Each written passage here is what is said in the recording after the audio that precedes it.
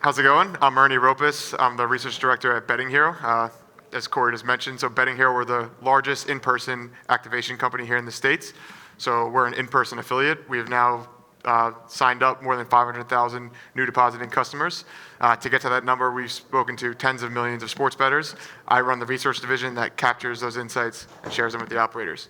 But Hi everyone, my name is Patrick Crakes. I run my own company these days, but for 23 years, I was the Senior Vice President of Programming, Research, and Content Strategy for all of Fox Sports brands in the United States and some internationally. Areas that I worked in were research, programming, content strategies I mentioned, but we merged them together to enable us to optimize programming across the 10 national networks in the United States, both strategically and tactically, monetization properly, and building economic models and figuring out what kind of acquisitions we wanted to do and what kind of acquisitions we didn't want to do. Part of that was managing, out of my 40-some person staff, was managing the consumer research group with its near $2 million annual budget and 4 full-time FTEs doing everything from talent testing to price elasticity studies for Netflix. So I'm a friend of Corey's, and he said that Ernie was doing this research, and they wondered what I thought about it and asked if I'd help out, so I said, sure.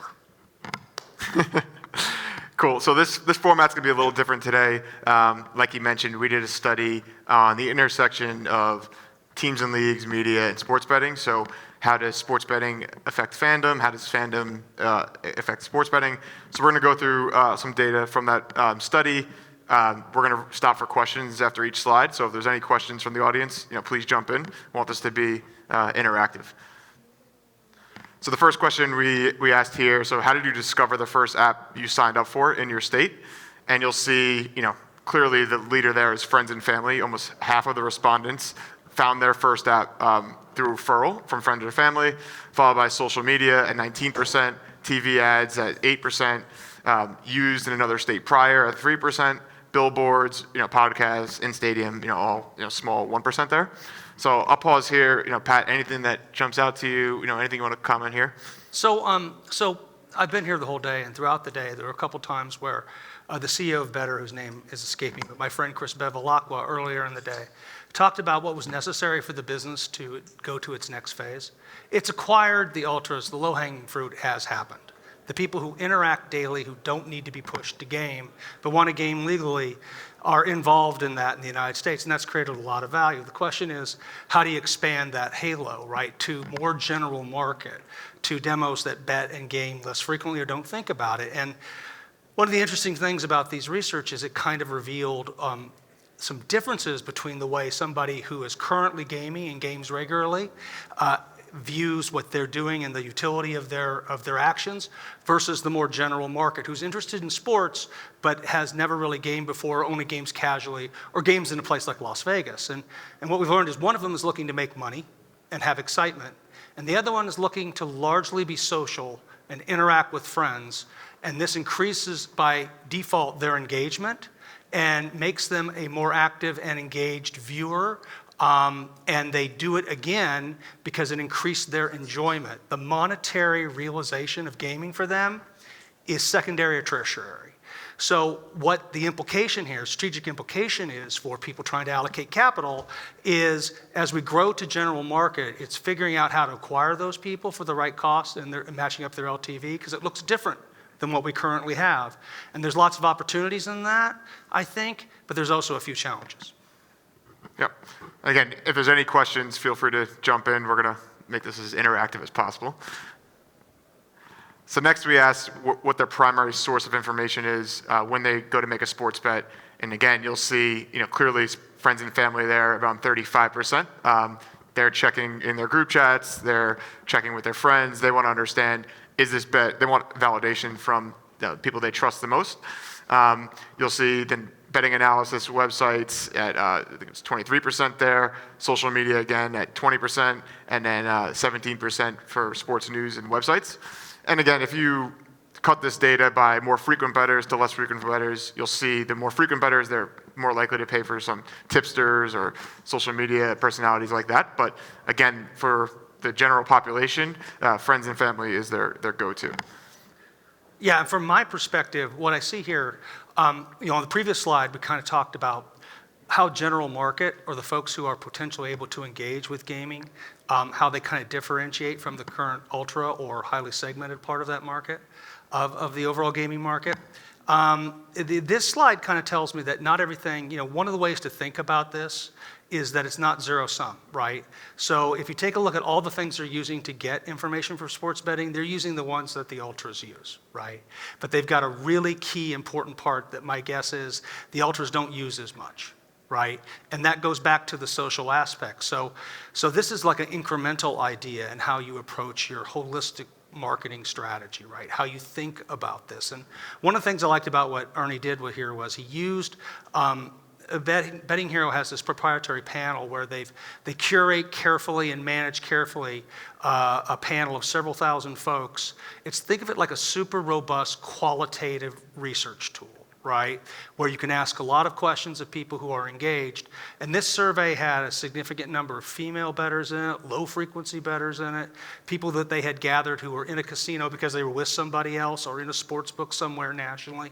So I think the information that's coming out of this reflects kind of those casual bettors that are kind of the future of the overall economic growth of the business, and thinking about how you bolt on additional ways to reach them and engage them, to get them to do these things with their friends, is something to think about. Yeah, and I see a couple of you taking pictures. After this, happy to grab your email and shoot this out later, so no need to worry there. Oh, real quick, Ernie. And also, you'll see, look, just because they're gambling with their friends, and that brings engagement out in them, and they enjoy it, and they use their friends to get their tips, it doesn't mean that, like I said, the other things are gone. Ernie, if you back up, 25% of the respondents follow influencers and tipsters, right? So it's important to remember, you still have all the tools you had before. It's more like a plus one. Question, both of the first two slides identify friends and family. How do you find that first person? How do you find that person who is setting that influence that other people are going to as their friend or relative or expert? Yeah, I think that's a great question, right? So I just look, as somebody who, primarily what I do these days is I work with investors. Since I left Fox Sports and sold a business with some other Fox Sports executives, what I've been doing is largely working with investors. And I think that question is really a serious one. That's what comes out of it at the end. We'll talk a little about this. There's a lot more research to do because that's obviously complicated. So we have this dynamic happening with a group of people who probably are available for us to grow the business, right? But in a kind of different way than we've been doing it in the past. We have to pull off the art form of not alienating the course. This is a classic problem in mainstream general media, by the way, right? How do you give a game presentation that keeps the hardcores involved, but also brings in everyone else that may be a casual viewer? So the answer is we need to learn more. But that's one of the strategic takeaways. That's one of the tentpole ideas that has to be answered. I think it lies something in trying to identify who are the people who are gaming regularly in their circle of friends, how that dynamic works.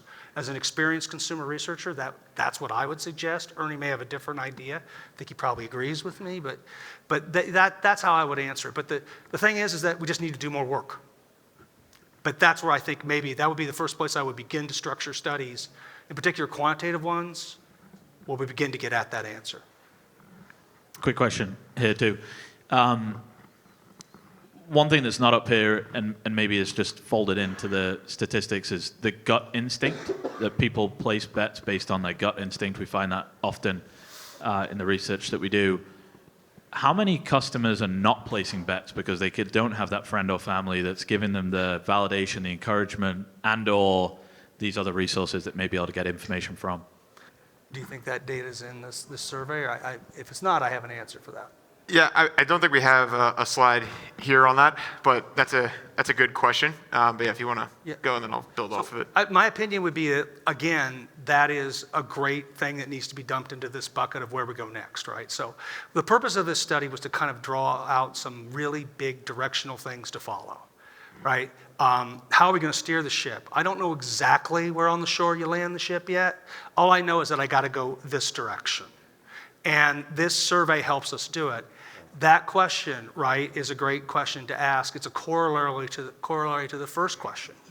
And figuring out how we help them find the friends and family that do this, how we encourage them to be a part of it. As you're going to see, it impacts them differently, right? They're not so much interested in the monetary value. Clearly, they're interested in the experience, which makes a lot of sense. They're interested in participating with their friends and family, but it also can have downstream effects for things like leagues and others because it can create fandom.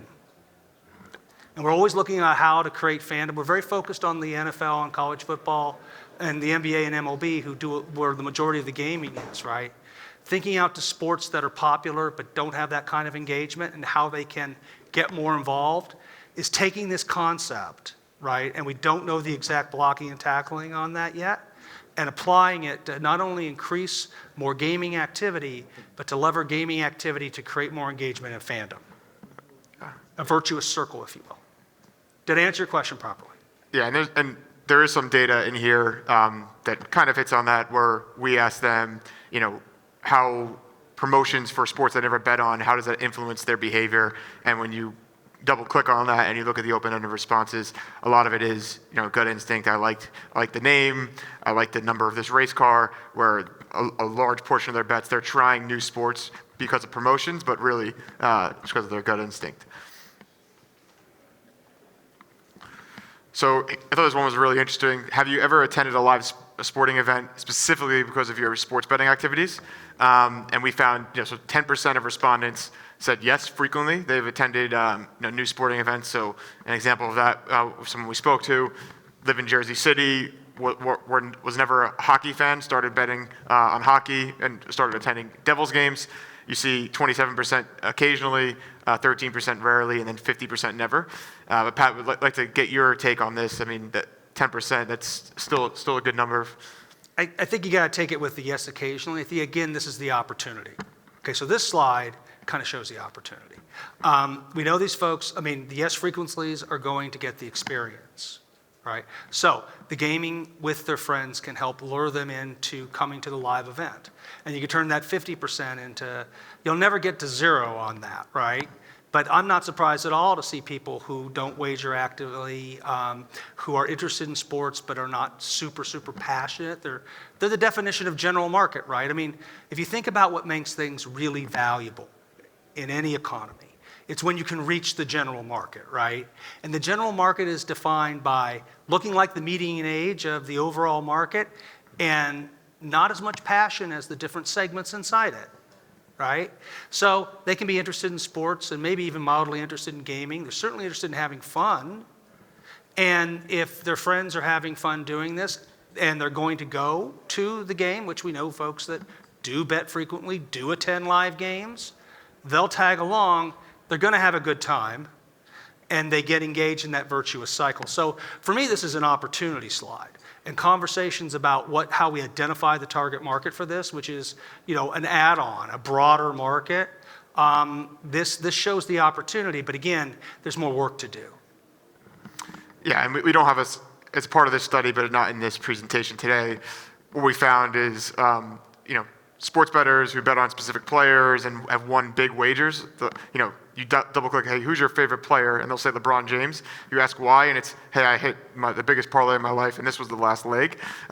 It's interesting to see a large percentage of customers who attach that fandom to their wins. And to that point, the Better CEO, again, talking about micro gaming, right? And impulsive things and fun things, and betting on prop bets and things like that. That's all tied up to it. The industry's already identified that, right?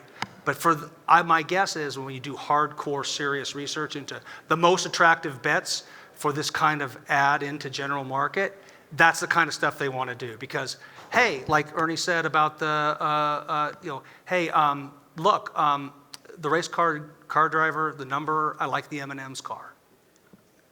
It doesn't have to be complicated. It just has to be available and easy. So this also speaks to something about research about the interfaces, right? Bevilacqua basically said today, and full disclosure, Chris and I sit on a couple boards together, but he said basically you've taken the sports book, right, in the casino, and you've laid it into the phone. Well, for these folks, there's going to have to be a whole think about the user interface that it makes this easy because it's supposed to be fun. What's not fun, guys? Hard. Hard, not fun. Right? If you're out having a leisure activity, you're trying to not do something that feels like, you're running 6 miles. So that's, and also, it reduces friction on acquisition. So that's just something to think about. Again, I view this as an opportunity slide, but we've got more to learn. Just curious if you asked this question in the reverse. Have you ever placed a bet just because you were going to the live event? Yeah, we did ask that question. I do not know if this is going to be in the slides, but yeah. It was. That was like I think it was about 60% who were, frequently or occasionally who, because they're going to the game, they're throwing action on it. Yeah. Yep. So here, have you become a fan of any new sport specifically due to betting opportunities they offer? So you see there, I think 29% said yes, 43% said no, and then 26% said they were already a fan. But a large percentage of customers have tried become a fan of new sports due to just their betting behavior, which we found, very interesting there. And then you'll see on the bottom, 14% have been attracted to new sports due to specifically promotions offered, right? So FanDuel sent me a promotion on NHL. I never bet NHL before, but I tried it out, watched the game. I'm now a hockey fan. So, really cool to see that coming out of the study. And asking the question, like, did you go specifically because the late debate ties into this, right? So what we're seeing here is that 1/3 of folks saying that they become a fan of a new sport because they're betting is actually what we want. That's a really high take rate if that really happened in real life.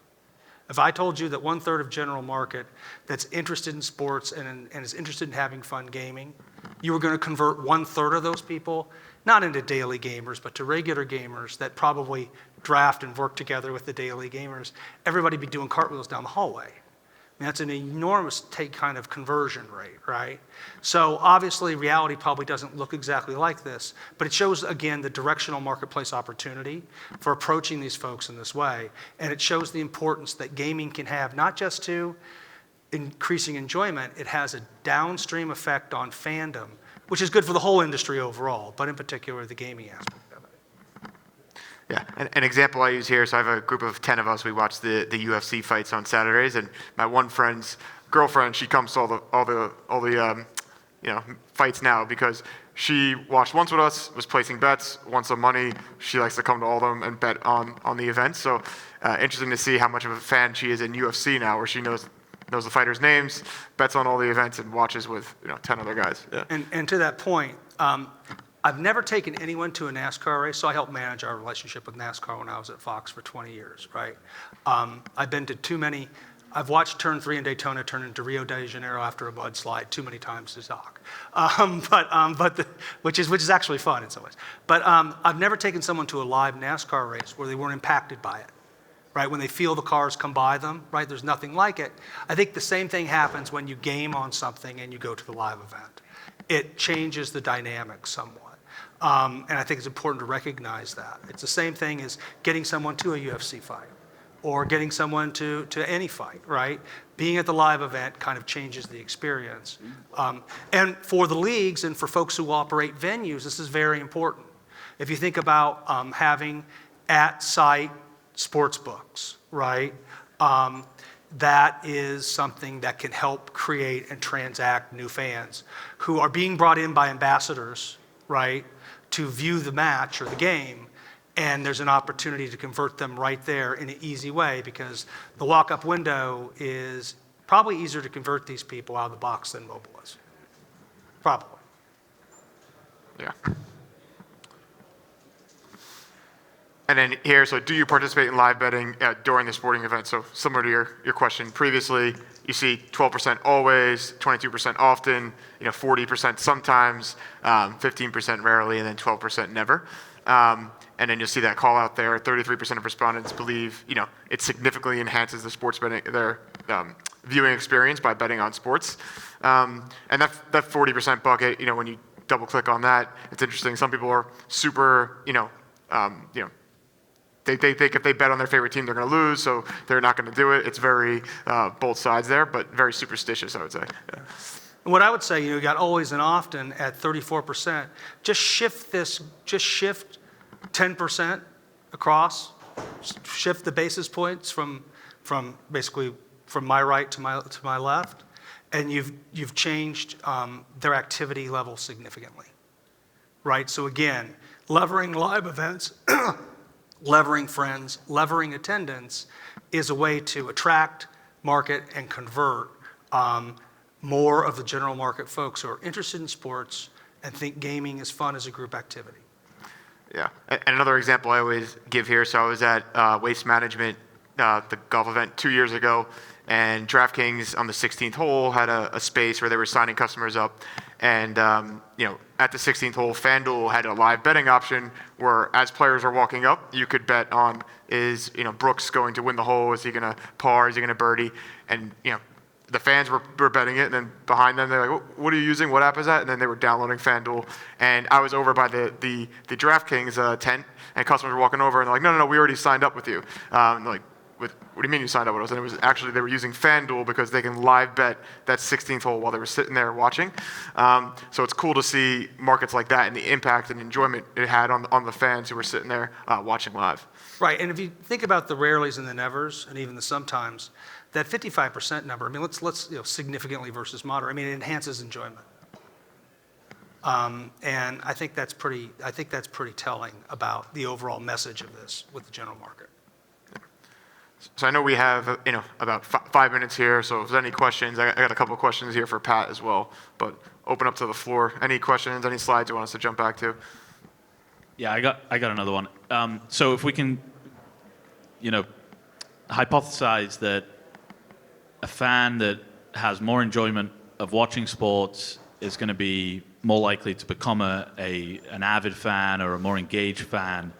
And we know that by betting on sports, they're going to increase that enjoyment. How do sports leagues, teams, associations, the media companies that surround them, how do they encourage this behavior by not alienating a large part of the market? And Pat, I think you mentioned some of that earlier. Yeah. So 3 parts. Number one, you got to conduct some more research to get it because it's an art form. Number two, my experience in media tells me that you have to present in a way that goes after these new fans and doesn't cross the line. But here's the truth about the ultras, right? The ultras are going to do this regardless. Now, that doesn't mean you ignore them, but the truth of the matter is, I can tell you guys, for 23 years, I sat there and did sensitive testing about the most important sports media brands in the world. And every time I'd break them out between the ones who are high-frequency viewers and ultras and everybody else. And I would get back things like, you should turn Fox NFL Sunday into a fantasy football show. And by the way, if you don't do that, I'm going to stop watching. And those people represented 8% of the audience of Fox NFL Sunday. But my producers heard that, some of the younger ones, and they ran with that ball, and that horse nearly got out the door until a very important executive at Fox Sports named George Greenberg, I finally cornered him, and George and I went and shut it down. Because it turned out, 92% of the audience of Fox NFL Sunday is very general market. They don't play fantasy football. We all play fantasy football. But we're not general market. We're already bizarre and strange and segmented because we work in gaming and we work in sports. You can't produce for yourself. You have to be careful about that, right? Producers are artists. And the same thing when you construct games, when you construct marketers or artists. It's how do I make sure that I reach the largest amount of people and make them feel like they're included while also taking care of my hardcores by patting them on the back and saying everything's exactly the way it used to be, right? There's some risk in it, right? So I don't want to sugarcoat that. There's risk. But I think that that's really one of the ways you have to construct the marketing, and that's why you need more research. That's why you have to think through it. But the opportunity is there, right? How you execute it is the hard part. Finding the opportunity is the easy part. Right? It's the execution. And there'll be some trial and error. But, I always say to myself, it's not good news because you never want to treat your core people even wrong for a moment. They're going to continue with you. I just always say, they're going to continue with you. They may just not like it as much, and you don't want that either, right? So I'm not going to say there's not risk to this. But as we go to the next phase, taking into account this opportunity has to be part of it, right? What was the rest of the question? Because I lost myself as I went on my ramble. How teams and leagues That's also a great, well, I think it starts with, well, we already see some of it, right? So at-site casino gambling, easy ways to explain things, engaging with regular folks who come to the stadium, they game, we know they're gaming, and finding out, how they're being ambassadors to bring their friends. You want them to do that anyway, right? You want them to do that anyway. How that all works together and understanding that dynamic. But I also think that if we were talking right now to the NFL, this would make a lot of sense to them, because they are general market. They're the general market guys. They're the most general market media product in the United States. And they would get this. So the answer is, we have to do some more research. But the truth is that opportunities at site, that don't necessarily talk about, hey, and guess what? You're going to get paid off 10x. You still got to do that. But it's like, focus on my guess is, right, knowing this, helping craft enough market, focus on the fun, focus on the companionship, focus on the bonding, right? Focus on the competition, the excitement. That's probably what in future studies we'll bring back. Those will be the touch points that drive it. Yeah, and another thing on the opportunity, and you kind of touched on it. So when speaking, we've done qualitative sessions, speaking with casino customers, and we're showing them new and different sports. They were really attracted to NASCAR when you presented it as, here's the M&M car, here's the Pitbull car, here's the brands that they knew. They may have not known who the race car drivers were, but they know the brands. Or you show them numbers. Well, 17 is my lucky number, and there's a promotion, and it's on the home screen. I'm going to bet on NASCAR for the first time. So there's ways that leagues can work with the sports books to present their sports to those casual fans, to casino customers. And I think there's, like you said, there's a ton of opportunity there, but then how do you execute that is another challenge. Yeah. And that's a great example, but let's just take the one that's been beaten to death, Taylor Swift and Jason Kelce. All right, let's just take it. All right, so that just is an example of general market gasoline being poured on a giant bonfire. Okay, and more people get engaged with the sport, right? So when you think about how you approach the marketing message, how you approach what you're promoting in the gaming, there's a lot to learn there. It's very easy for a new fan who's there for a bunch of different reasons to identify number 87 in red than it is for them to try to figure out what the 3-game parlay is across 3 different sports. And that, I know all of you understand that. You get it implicitly. But it's like living it and breathing it and executing upon it is where the hard part is. Because sometimes the answer is very obvious. I always used to say, I don't feel I ever told like a producer like Scott Ackerson at Fox Sports, who helped create SportsCenter and created Fox NFL Sunday. I don't think I ever told him anything he didn't already know. I just either confirmed it or didn't confirm it for him because he was already thinking it. And he figured out his way to it without me. So you guys already know all of this. It's how you execute it. It's being aware of it. And as the industry goes forward on this is just the first kind of phase of figuring all of that out. Cool. So we have about 2 minutes left here. If there's any other questions, again, if you want to hand me your card, I can send this study out afterwards. But yeah, go ahead. I'm curious if you looked at recently any data or any trends in terms of loyalty to particular betting brands. Conventional wisdom has been that there isn't any result based on promotions. Is that still the case, or people actually attach? Yeah, so we run that question in all states. We run studies, and you ask 80% of customers, they're going to say no, they are not loyal to their brands. The ones that are loyal, it's either very unique product features, or like you said, it's I'm getting below the line promotions that I'm not getting on other books. I'm getting loyalty rewards. But the better products are starting to creep in there, right? So DraftKings, for example, and I keep using UFC, but they're one of the only brands that has markets where you can bet punches thrown, takedowns attempted. So when you speak to fans of that sport, they're like, I use DraftKings because of this. And you're starting to see more and more as those products are setting themselves apart. Right. And I think that's interesting. But when you think about the general market, what's going to create loyalty for them is going to look a little different. Because they're not going to do a lot of work. They're not going to do a lot of work. You have to and so you give them something easy that they like that makes them feel comfortable, and they're getting something back. that may be the solution to some of the loyalty issues. When you get the more casuals in there, what they're looking to optimize on is a good time as, quickly. They don't want any friction there. Same thing with television, by the way, guys. When people can't find something, that's one of the problems with the whole fractionalization of media. People give it about 5 minutes, and then you've lost them. They will give up, unless they're the hardest of the hardcores. General market doesn't plan what they're going to watch a week in advance, and they don't spend 2 hours looking for their content. And my guess is when it comes to what kind of betting app they'll use, who they'll have a relationship with, it will be based upon qualitative touch points that the ultras don't share. Cool. So I see we're at time. We've got flashing lights here. Yeah. If you want to hand over your email, happy to send this out and answer any questions on the side here. But thank you all.